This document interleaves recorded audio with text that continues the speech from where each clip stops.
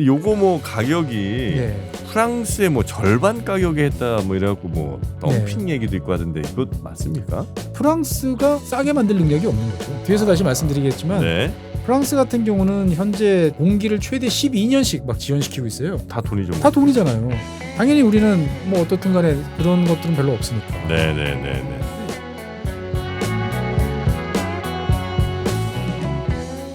최주영 박사의 지구본 연구소, 오늘도 흥미로운 전 세계 이야기 전해드립니다. 반갑습니다. 정프로고요. 네, 최준영입니다. 네. 오늘은 산업적으로도 아주 중요한 얘기를 또 해주시는군요. 네, 이 나라 지구본에서 다뤘나요?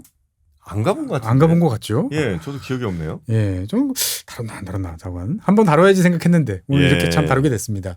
예, 체코. 네, 체코. 예. 갑자기 이제 체코 이야기가 많이 나오죠. 예, 뭐 원전 이슈가 최근에 있었고. 네네. 저희 어렸을 때는 체코슬로바키아였는데. 맞습니다. 그래서 지금도 이제 체코슬로바키아라고 이제 예. 말씀하신 분들 종종 계신데 두 나라는 아주 특이하게 평화적으로 예. 분리가 분리가 됐습니다. 서로 이제 빠이빠이 해서 지금도 뭐 사이좋게 지내고 있어요. 아, 그래요? 하지만 다른 나라 이렇게 보시면 되겠습니다. 체코랑 슬로바키아. 예. 자, 오늘은 이제 체코로 가는데 네. 체코가 우리나라가 원전을 뭐 20몇 조? 네, 이렇게 수출을 한 거죠? 그렇습니다. 일단 뭐 내용 뭐 뉴스를 통해서 다들 아셨겠습니다만 한번 다 정리를 해보면 네. 두 개, 네.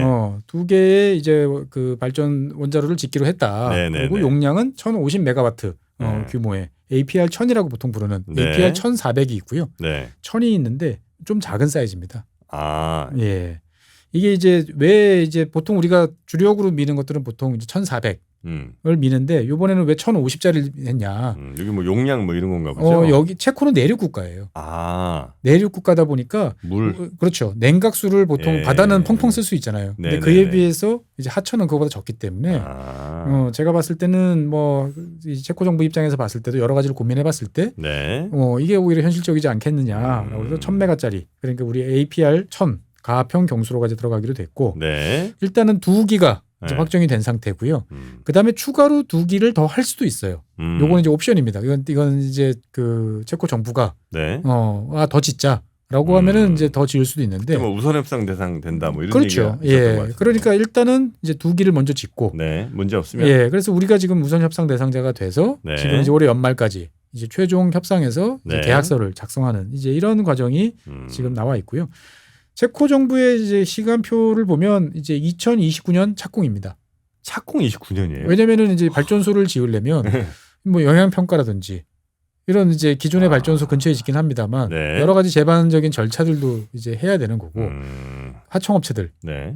선정도 다 해야 되는 거고 여러 가지 또 뭐 이거는 한국에서 할 거야, 이거는 체코에서 할 거야, 기타 등등 여러 가지를 결정해야 될 일이 많은 거죠. 그래서 2029년에 착공을 해서 2035년 정도에 완공을 해서 2036년에 시운전. 시운전이 36년이에요? 예. 그래서 이제 상업운전은 그 이후인 2038년. 야, 진짜 오래 걸린다. 그러니까 원자력 발전이 보통 이제 삽을 뜨기 시작을 해서 예. 실제로 발전할 때까지 10년 정도 걸리면 아주 잘하는 거예요. 야, 그래요. 예. 이거 미리미리 이걸 예측을 하고 해야 되겠네. 10년 후에 사실 전기를 우리가 지금보다 뭐 1.5배를 더 쓸지 30배는 좀 오바고 하여튼 뭐 아니면 오히려 줄어들지. 그렇죠. 뭐 그럼 모르잖아요. 모르죠. 그러다 예. 보니까 사실은 원자력 발전소라는 거는 짓는데 시간이 오래 걸리고 큰 비용이 들어가는데 예. 그때 상황이 바뀌면 어떡하지? 그러니까. 라는 것 때문에 선뜻 결정하기가 어려운 이제 그런 아이템입니다. 보면. 네. 근데 요거 뭐 가격이 네. 프랑스의 뭐 절반 가격에 했다 뭐 이래갖고 뭐 덤핑 얘기도 있고 하던데 이거 맞습니까? 그러니까 저는 이제 그 덤핑 이야기가 나오는데 저는 그렇게 생각해요. 프랑스가 싸게 만들 능력이 없는 거죠. 뒤에서 다시 말씀드리겠지만 네. 프랑스 같은 경우는 현재 공기를 최대 12년씩 막 지원시키고 있어요. 예. 당연히 다 돈이죠. 뭐. 다 돈이잖아요. 예. 그러니까 그런 거를 기반으로 했을 때 실제로 프랑스가 만들 수 있는 원자력 발전소의 가격은 킬로와트아워당 이 정도일 거다라고 우리가 보통 이제 추정들을 이제 하는 거죠. 당연히 우리는 뭐 어떻든 간에 그런 것들은 별로 없으니까 네네, 이제 맞추는 네네. 건데 많은 분들이 이제 약간 오해라고 생각하는 게 뭐냐면은 옛날 이제 UAE처럼 우리나라에서 다 만들어서 처음부터 끝까지 다 만들어가지고 다 이제 가서 설치하는 이런 거를 UAE는 그렇게 했군요. UAE는 중공업 기반이 전혀 없잖아요. 예. 근데 체코는 좀 달라요. 체코는 많은 분들이 이제 오해하시는데 자꾸 무시하시는데 체코는 전통적인 제조업 강국입니다. 체코가? 예. 아, 그래요? 동유럽 지역 옛날 합스부르크 왕국의 이제 병기창이 체코였어요. 2차 세계대전 때도 사실 독일군이 체코를 점령하면서부터 제대로 이제 탱크나 중화기를 만들어낼 수 있었거든요. 아. 예. 뭐 물건 만드는 데는 재주가 있는 나라예요. 아, 그래요? 그러다 보니까 실제로 지금 보면 이 전체 이 수주액 중에 정확한 거는 이제 나중에 더 나와봐야겠습니다만 예. 최대 한 60% 정도는 네. 체코 내에서 생산을 해야 될 거예요. 그 정도예요. 예. 그래서 두산 같은 경우도 이제 체코 내 중공업 기업이라든지 이런 것들을 이미 인수를 해놓은 상태예요. 아. 예. 그러니까 당연히 어느 나라든 네네. 이렇게 대규모로 투자를 했는데 밖에서 다 들여와? 말이 안 되지. 야, 우리나라 회사들도 있잖아. 얘네들 뭐해? 이런 것들이 있기 때문에 실제로 우리가 무기를 사고 팔 때는 절충교역이라고 그래가지고 네네. 그 나라에서 사올 수 있는 무기를 사주잖아요. 그러니까 우리도 요즘에 폴란드에서 이제 뭐 드론을 들여온다. 네네. 뭐 이런 얘기 나오는 것처럼. 아. 예. 뭐 그런 과정들이 필요하겠죠, 뭐. 그렇습니다. 네. 그래서 실제로 우리나라 같은 경우도 이제 체코 내에서 이제 어떤 업체들이 원전을 우리와 함께 할 수 있는지에 대해서 지난 2016년부터 파악을 했어요. 아, 그래요? 네. 그러니까 꽤 예전부터 또 공을 들여왔고 아. 그래서 현재 제가 아는 바로는 이제 76개 업체랑 이제 MOU를 체결해 놓은 상태. 그러니까 우리가 대한민국이 수주를 하게 되면 당신 업체랑 우리가 같이 하자. 물론 당연히 이것은 우리가 이번에 이제 우선 협상제 대상 지정할 때 짚어놓은 서류에도 네네. 당연히 포함이 돼 있는 거죠. 뭐 체코 입장에서 당연히 자기네 기업들과 함께 이제 잘 할 수 있는 사업자를 선정해야지 뭐 자기네 기업들 다 배제하는 이런 데랑 하기는 어렵겠죠. 그렇죠. 당연히. 어차피 자기들 돈 쓰는데 네. 뭐 상당 부분은 그래도 우리나라 안에서 놀아야 되는 거 아니야? 이런 생각하는 건 당연한 것 같습니다. 네네. 예. 그럼 요게 이제 그럼 몇 년도부터 시작이 된 거예요? 사실은 이제 이 지역 체코 원전을 이제 짓겠다라고 네. 하는 것은 2012년 뭐 요때부터 음. 이야기가 나왔어요. 그래서 2014년에 네. 이제 러시아 로사톰 잘 아시죠? 아. 러시아 로사톰이 이제 테멜린 요번에 우리가 만드는 것은 이제 두코반이라는 지역이고 네. 다른 테멜린이라는 지역에도 원래 원자로가 있었는데 여기에 이제 예전에 지으려고 하다가 못 지은 원전을 짓는 요거를 이제 로사톰이 입찰에 성공을 했어요. 네. 근데 문제는 이제 돈을 누가 내느냐. 음. 로사톰은 아니 당연히 짓겠자고 하는 당신들이 내야지 체코가 내야지. 당연한 거 아니에요? 그다음에 이제 체코는 아니 당신들은 뭐 다 자기들이 파이낸싱까지 다 해서 쥐어준다며. 아. 예. 비용에 대한 문제, 비용 조달을 과연 어떻게 할 것이냐가 네. 이제 정확하게 해소가 안 되면서 당시에 서로가 이제 입장 차가 나가지고 없던 이야기로 하자. 아, 그래요? 네, 그렇게 됐고 네. 그러고 난 다음에 이제 2020년부터 다시 이제 사업이 추진이 이제 되게 됩니다. 2020년. 예. 그래서 이때 이제 보면은 참여했던 나라가 뭐 한국, 미국, 그 다음에 러시아, 중국, 뭐 프랑스 이 정도 업체 한 5개 업체 정도가 이제 관심을 보이고 네. 참여를 하게 됐는데 2021년에 이제 체코 정부가 국가 안보를 이유로 해가지고 러시아를 배제시켜 버립니다. 아. 예. 그때면 아직 전쟁 터지기 전이죠. 전이지만 아, 그래도 우리는 전쟁 터지기 전인데 이렇게 쉽게 말하지만 이 동유럽 국가들 입장에서 봤을 때는 2021년부터 이미 긴장 강도가 높아져 있는 거예요. 예. 그러니까 이거 아닌 것 같아. 네네네. 예. 그래서 중국도 이제 같이 이제 등 떠밀려서 아웃됩니다. 참 우리가 운이 좋았네요. 그렇습니다. 그래서 이제 남은 게 우리나라, 그 다음에 프랑스 그리고 미국 이렇게 세 개였는데 네. 미국 웨스팅하우스 같은 경우는 2024년 1월달에 이제 탈락이 됩니다. 여긴 또 왜 탈락했어요? 그러니까 뭐 최근에 실적도 없고. 하긴 여긴 좀 없죠. 뭐. 예, 그러니까 뭐 이거는 도저히 우리가 생각했던 비용하고 맞지도 않을 것 같고 여러 가지로서 너는 아예 탈락. 그래서 최종적으로 이제 프랑스 EDF랑 이제 한수원 두 곳이 남아가지고 네. 최종 입찰까지 갔다라고 이제 말씀드릴 수 있겠습니다. 근데 체코에는 뭐 아직 제대로 된 원자력 같은 게 원자력 발전소가 없어요? 제가 깜짝 놀랐어요. 많은 분들이 그렇게 생각하시더라고요. 있어요? 체코는 원자력 강국이에요. 지금 제가 한번 화면 보시겠습니까? 예? 화면 보시면 전 세계에서 원자력 비중이 높은 나라 10나라를 제가 네. 뽑아왔습니다. 네. 그럼 당연히 이제 프랑스 뭐 거의 70% 가까운 네, 네, 65% 정도 되는 걸로 나오는데 슬로바키아, 헝가리, 핀란드 이런 나라들이 다 40%가 훌쩍 넘어요. 네. 벨기에, 불가리아 40%, 체코도 전 세계에서 원자력 발전 비중이 7번째로 높은 나라예요. 우리나라는 10입니다. 30%, 31.5%. 맨 오른쪽이에요. 예, 제일 오른쪽이 요 초록색이 대한민국, 주황색이 이제 체코인데, 그러니까 많은 분들이 대한민국이 처음으로 이 UAE처럼 네. 우리나라가 원자력 발전소를 이제 지어주나 전혀 아닙니다. 이미 체코는 전체 발전량의 이제 한 40%를 원자력으로 이제 감당하는 이제 그러한 나라고, 체코 전체적으로 봤을 때 보면 6기의 원자력 발전소가 이미 있어요. 이미 있고 그 중에서 제일 오래된 친구들 같은 경우는 벌써 40년째. 아, 그래요. 네, 그러니까 꽤 이 원자력 발전소에서는 꽤 고인물이다. 야, 그래도 진짜 우리나라 대단하네. 체코도 뭐 나름 제조업 강국이고 네. 또 원자력 발전도 이렇게 일찍 시작을 했는데 네. 그럼에도 불구하고 자체 기술이 없으니까 이제 수입을 하는 걸 거 아니에요. 그렇죠. 예, 예. 참 대단합니다. 그러니까 대단하고 네. 어떻게 보면 참 합리적으로는 할 수 없는 길을 걸어온 나라가 대한민국이라는 생각이 이럴 때 참 많이 드는 거죠. 네네네. 예. 자, 그래서 이제 한 전체 에너지의 한 40% 이상을 체코는 원자력에서 쓰고 있고 예.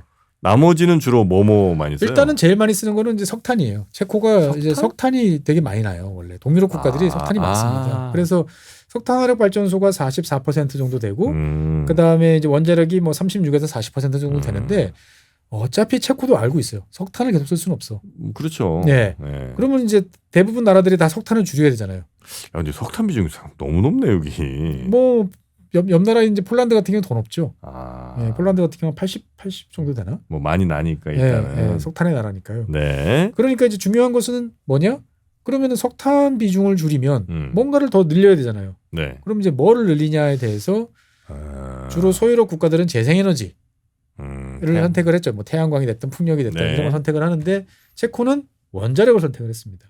그래서 이거는 되게 오랫동안 벌써 한 2011년 네. 이때서부터 여러 차례 나왔어요. 그래가지고 계획이 그때마다 조금씩 바뀝니다. 뭐 어떨 때는 원자로 2개만 지을까? 하나만 지을까? 4개를 더 지을까? 뭐 하지만 어쨌든 간에 중요한 것은 뭐냐?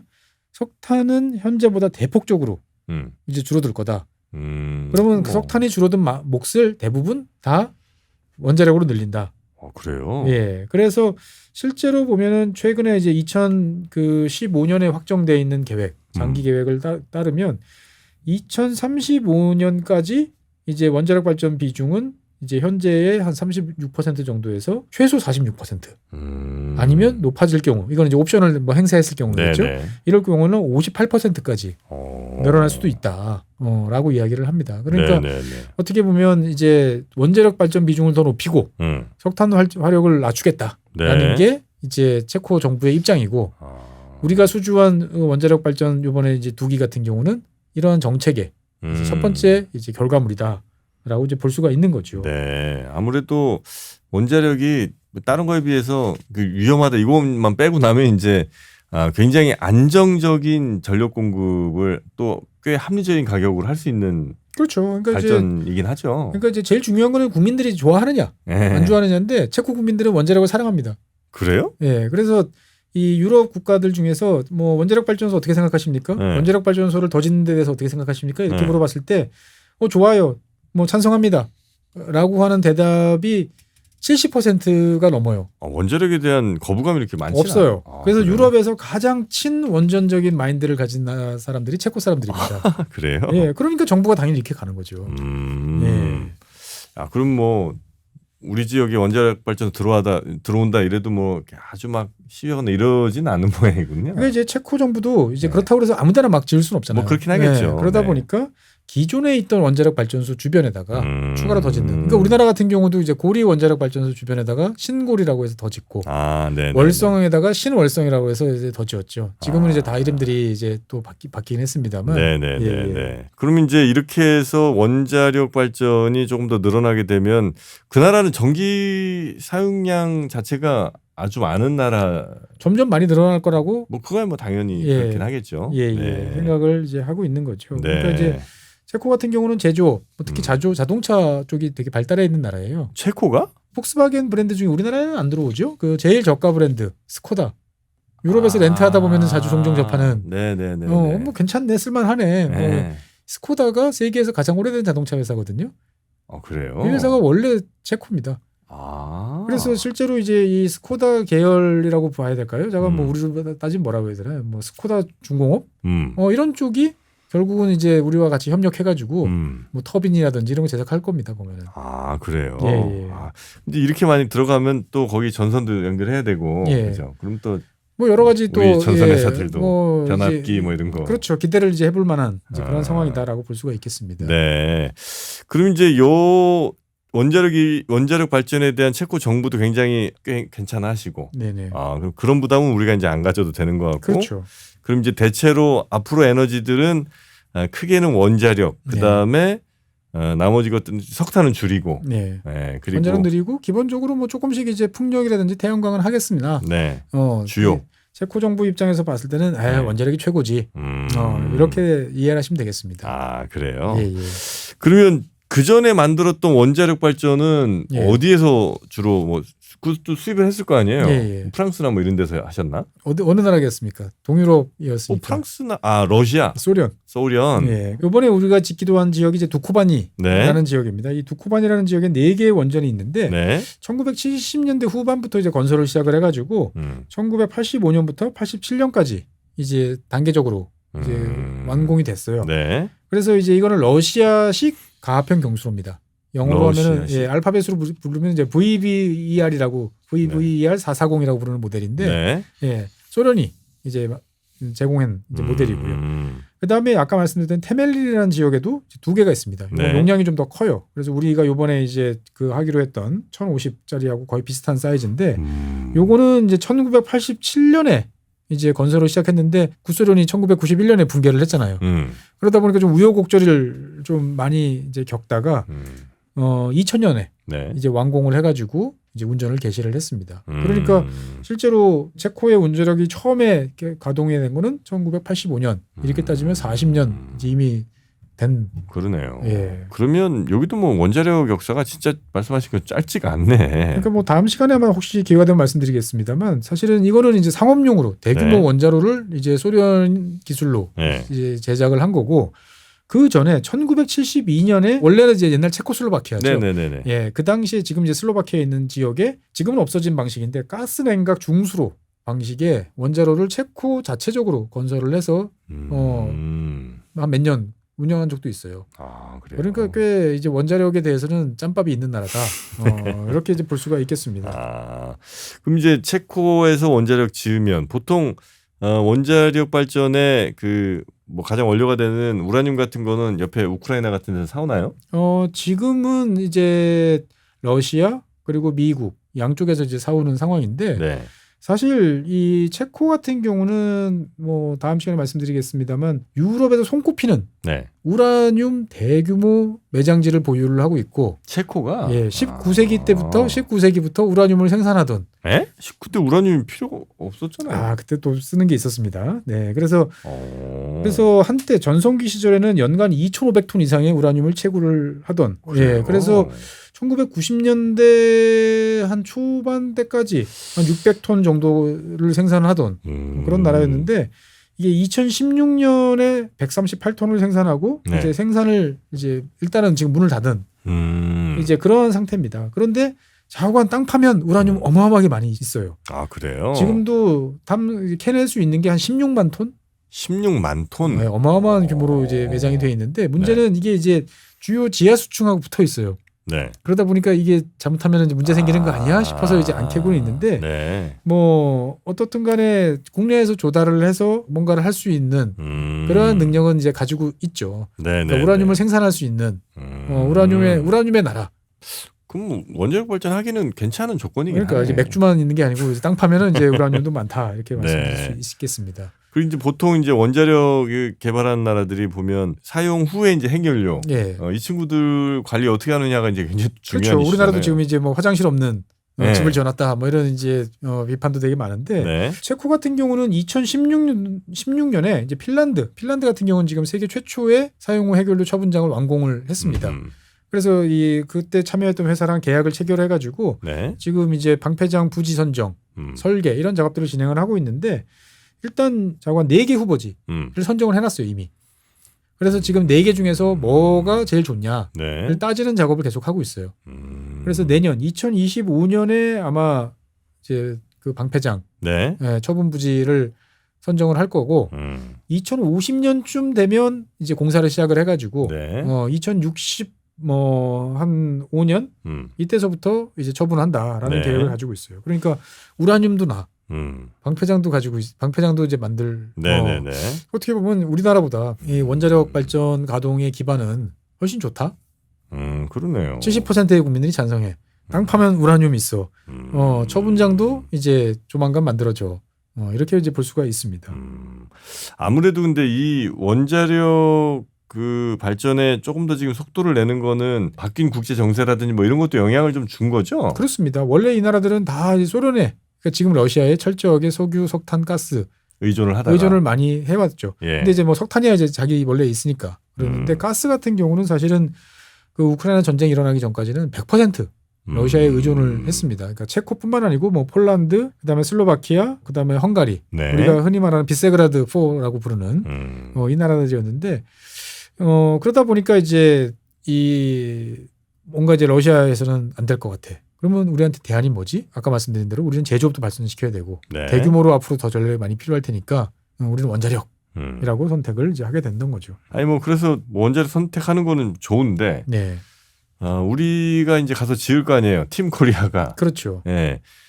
근데 가서 열심히 지었는데 뭐 나중에 저 현물로 맥주로 받아가세요. 뭐 이러면 안 될 거 아니에요. 맥주로 받아오면 우리나라 계속 맥주 마셔야 되니까 예. 그건 아닐 거고. 네, 뭐 지불 능력 같은 거는 충분히 좀 있는 나라인가요? 그렇죠. 그러니까 이제 네. 사실은 이제 체코라는 나라도 뭐 어느 정도 먹고 살만한 뭐 그런 나라이기도 하고 네. 중요한 것은 체코 뒤에 누가 있죠? 체코 뒤에 예, 체코가 어디 회원국이죠? EU. 그렇죠. 예. EU 회원국이기 때문에 사실은 이 사업이 여기까지 온 거예요. 그러니까 무슨 말이냐면은 네. 체코 정부 혼자서는 네. 이거를 감당하기가 상당히 어려워요. 그래요? 그러니까 일단은 체코 정부가 사업을 돈을 내겠지만 혹시나 문제가 생겼을 때 뒤에서 누가 도움도 주거나 보증을 해주거나 하는 존재가 좀 필요하지 않겠습니까? 네. 그래서 사실은 체코 정부가 EU에 대해서 우리가 이 원자력 발전을 할 텐데 이거 지원 대상을 좀 포함시켜서 해주세요라고 이미 몇 년 전에 요청을 했어요. 네. 그래서 올해 그 2월 달인가 1월 달인가에 EU 집행위원회에서 오케이. 네. 체코 두코바니 지역에 새로 원전 건설하는 거에 EU 자금 들어가도 괜찮음. 그래서 그때서부터 이제 본격적인 입찰 절차가 시작이 돼서 지금 이제 우리가 딴 거예요. 만약에 여기서 이제 안 됐으면 사업 없었죠. 그렇죠. 예. 그러니까 어떻게 보면 이제 정프로님이 걱정하시는 것만큼 야, 이거 돈 어디서 나오지? 라고 하는 거에 대해서 그렇게 크게 걱정할 것은 이제 없다. 이유가 있다. 예. 큰 형님 계시니까. 그러니까 이제 이 사업 구조가 어떻게 되냐면은 네. 체코 정부가 네. 직접 우리 한수한테 돈을 주는 게 아니고 우리로 따지면 이제 한전 같은 네. 여기가 사업 시행자예요. 그렇겠죠. 그래서 CEG라고 부르는 여기 그룹이 있는데 이 그룹이 이 원자력 발전소 건설을 위한 자회사를 만듭니다. 100% 자회사. 네. EDU라는 자회사를 만들어 가지고 여기에 돈을 집어넣어서 출자를 하는 구조인데 여기서 이 돈을 이제 국고가 체코 정부가 전체 공사비의 한 70% 정도를 일단은 무이자로 네. 이제 밀어 넣어주는 거예요. 그러면 이제 그게 다시 이제 그 페이퍼 컴퍼니인 이제 EDU에 들어와서 네. 이제 공사 대금으로 이제 지불이 되는 거고. 그러면 이제 70%만 있으면 나머지 돈은 어떻게 되느냐? 이거는 이제 CEG 자체적으로 조달을 이제 하는데 네. 이게 이제 실제로 보면은 얘네들은 그러면 돈을 원자력 발전소 그 짓는데 자기 돈도 들어가고 나중에 돈을 갚아서 국고에 환수도 해줘야 되잖아요. 그러면 이걸 어떻게 해야 되느냐? 체코 정부가 네. 기본적으로 원자력 발전소에서 나오는 전기에 대해서 일정 수준의 요금을 보장을 해주는 거예요. 그래서 이제 체코도 우리나라와 마찬가지로 전기 요금이 변합니다. 이제 막 변하는데 이를테면은 킬로와트당 원자력에서 나오는 전기는 100원이에요. 네. 근데 뭐 어떻게 하다 보니까 전기 요금이 이제 평균 단가가 80원까지 내려가요. 그러면 원자력 발전은 생산할 수가 없잖아요. 전기를. 네네네. 예. 이럴 때는 체코 정부가 보조금을 줘서 그 차액만큼을 메꿔주겠다. 그래서 원자력 발전소가 계속적으로 돈을 벌 수 있도록 해주고 만약에 근데 이제 체코 그 원자력 발전소가 만드는 전기가 100원인데 120원까지 올라갔어. 그러면 이제 아이고야 이거는 꼭 먹고 알 먹긴 애가 아니고 네. 이 중에 일부는 알아서 토해내는 형태로 어. 그러니까 밴드를 정해놓는 거예요. 그래서 요거를 40년 동안 해주겠다. 그래서 체코의 전력 사업자가 자관 40년 동안은 가동 이후에 안정적으로 이제 돈을 벌어서 니들이 이제 국고에서 우리가 대출해준 돈을 차곡차곡 갚아라 이놈들아 라고 하는 이제 이런 구조다라고 이제 보시면 되겠습니다. 네네네. 혹시 그런 건 아니겠죠? 예를 들면 서유럽에서 이제 EU가 굉장히 지금 잘 도와주고 있잖아요. 네네. 이게 혹시 동유럽 쪽에 이렇게 쭉 원전 깔아놓고 혹시라도 뭔 일 생기면 너네 잘못 쏘면 얘부터 날아가는 거 알지? 뭐 이런 건 아니겠죠? 그러니까 일단은 이제 EU에서 몇 년 전에 이제 뭐 정부님도 기억하시겠습니다만 네. 이제 원자력 발전이 녹색 발전이냐, 네. 녹색 에너지냐를 가지고 막 논쟁이 이제 있었죠. 그러다가 이제 프랑스가 이제 이 동유럽 국가들을 내세워 가지고 압박을 하면서 결국은 포함시켰어요. 그러니까 어떻게 보면 EU 입장에서 봤을 때는 그냥 해줄 수 있는 그러한 사업이고 체코 같은 경우는 올해 이제 개별 건으로 선정이 됐는데 네. 지금 헝가리라든지 슬로바키아라든지 다른 나라들도 다 원전 사업을 추진하고 있거든요. 요거에 대해서는 내년쯤에 패키지로 이제 승인 여부가 나올 거예요. EU 이제 집행위원회에서 야, 하나씩 갖고 오지 말고 다 묶어서 갖고 와. 그래서 2020 몇 년부터 뭐 2030 몇 년까지 하는 것들을 지금 묶어서 지금 심사를 하고 있어요. 예, 그렇게 되면 이제 다른 나라들도 이제 사업하는 게 훨씬 가능해지는. 좋겠다, 좋을 것 같다라고 이제 볼 수 있겠습니다. 네네네. 지금 그럼 현재 상황은 뭐 아주 크게 아무것도 아닌데 막 그런 것처럼 만들어 놓거나 이런 상황은 아니고 그냥 그러니까 이제 최종 계약 올해 연말에 최종 계약을 한다고 하잖아요. 네. 그러면은 이제 그때 체코 정부가 제시하는 금액, 우리가 합의하는 금액이 있을 거예요. 그러니까 그 금액을 우리가 몽땅 받아오는 건 아닐 것이고 여러 가지 옵션들이 있을 겁니다. 네. 그러니까 아마 상한선이 있을 것이고, 그렇겠죠. 예, 그 다음에 우리가 뭐 정해진 기간보다 더 빨리 사업을 완수한다든지, 뭐 품질을 어느 정도 이상 달성하면은 추가적인 인센티브도 있을 수 있고, 대신 뭐 체코 정부 입장에서 봤을 때는 상한선은 분명히 지킬 거려고 갈 겁니다. 네. 그러니까 이제 그거를 넘어가는 금액에 대해서는 뭐 어떻게 할 건지도 아마 계약서에 있겠죠. 그러니까 우리 입장에서 봤을 때 제일 중요한 거는 자관 계약서에 써 있는 그 시점까지 네. 납기를 맞추는. 그리고 그 과정에서 매끄럽게 잘 진행이 돼서 한수원도 그다음에 협력 업체들도 수익을 올릴 수 있도록 해주는. 그러니까 상당히 빡빡한 작업이 아마 앞으로 이어질 가능성이 높다라고 보여집니다. 네네. 그러니까 이게 우리나라 뭐 이 참여 업체들도 아마 기대를 좀 많이 할 것 같고 또 투자하시는 분들도 네. 벌써 원전 좀 뭐 들썩들썩 많이 좀 했습니다. 네, 그러니까 뭐 좋게 보면 체코가 이제 물꼬를 틔웠으니까 동유럽 국가들 뭐 사실 폴란드는 우리가 이제 아깝게 탈락을 했습니다만 네. 그 옆에 뭐 헝가리라든지 뭐 슬로바키아라든지 뭐 불가리아라든지 많은 나라들이 지금 또 준비를 하고 있거든요. 그러니까 뭐든지 첫 번째 문 열기가 제일 힘들어요. 아무래도. 예, 근데 일단은 이제 우리가 문을 열어놓은 상태니까 네. 그 다음부터 이제는 잘하는 거는 이제 우리의 이제 몫이 되지 않을까 싶습니다. 네, 이렇게 또 체코에 성공적으로 잘 또 원자력 발전을 하다 보면.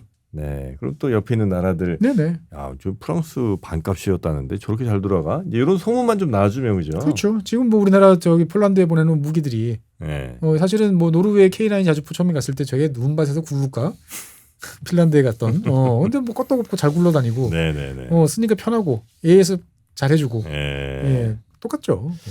그리고 뭐 보수 유지 비용도 뭐 꽤 크다면서요. 근데 거기도 우리나라 또 그거는 이제 앞으로 어떻게 할 것이냐가 네. 이제 잘 이제 해봐야 되는 거죠. 그러니까 우리 몽땅 다 대한민국 혼자 이건 네. 아니에요.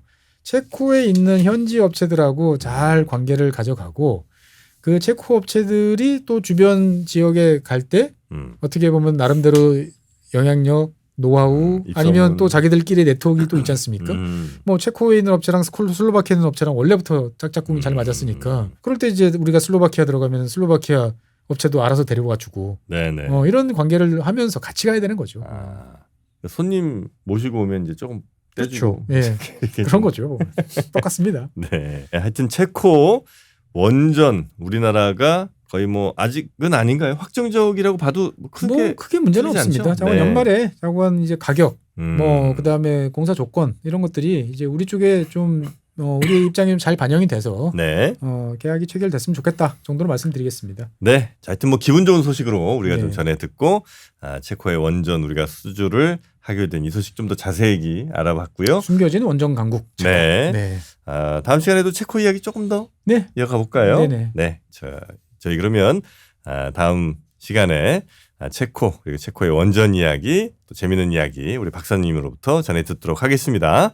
자, 박사님 오늘 고생 많으셨고요. 네. 네, 저희는 다음 시간에 뵙겠습니다. 함께해 주신 여러분 고맙습니다. 감사합니다.